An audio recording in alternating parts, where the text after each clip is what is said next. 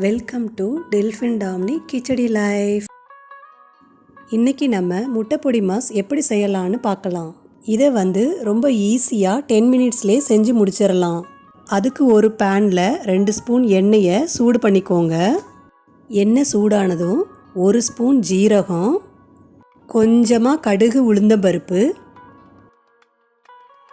கடைசியாக கருவேப்பிலை போட்டுக்கோங்க.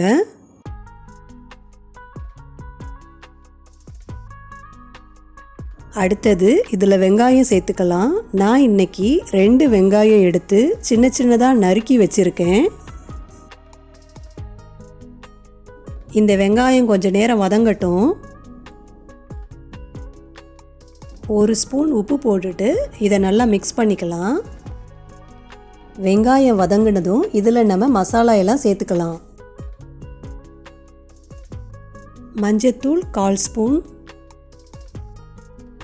1 ஸ்பூன் மிளகாத்தூள்,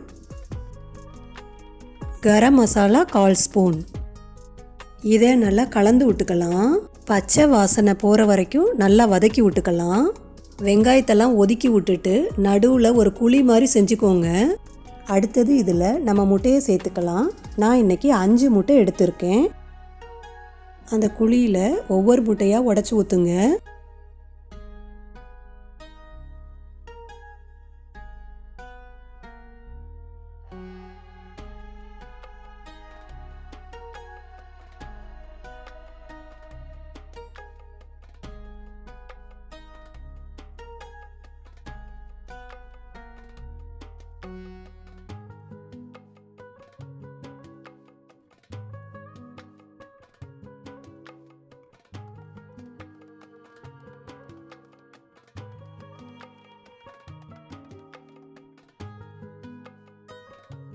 முட்டை மேலே கொஞ்சம் மிளகுத்தூள் தூவிக்கலாம்.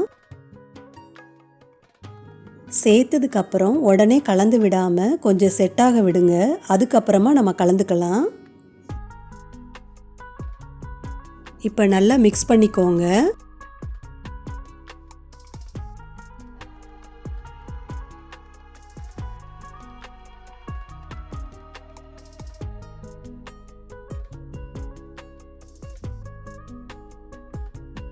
இப்போ பாருங்கள், ஒட்டாமல் நல்ல உதிரி உதிரியாக நம்ம முட்டை பொடி மாஸ் ரெடி ஆயிடுச்சு.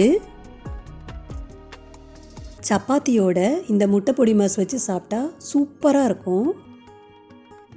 நீங்களும் இதே மாதிரி செஞ்சு பார்த்துட்டு எப்படி இருந்ததுன்னு எனக்கு கமெண்ட் பண்ணுங்கள்.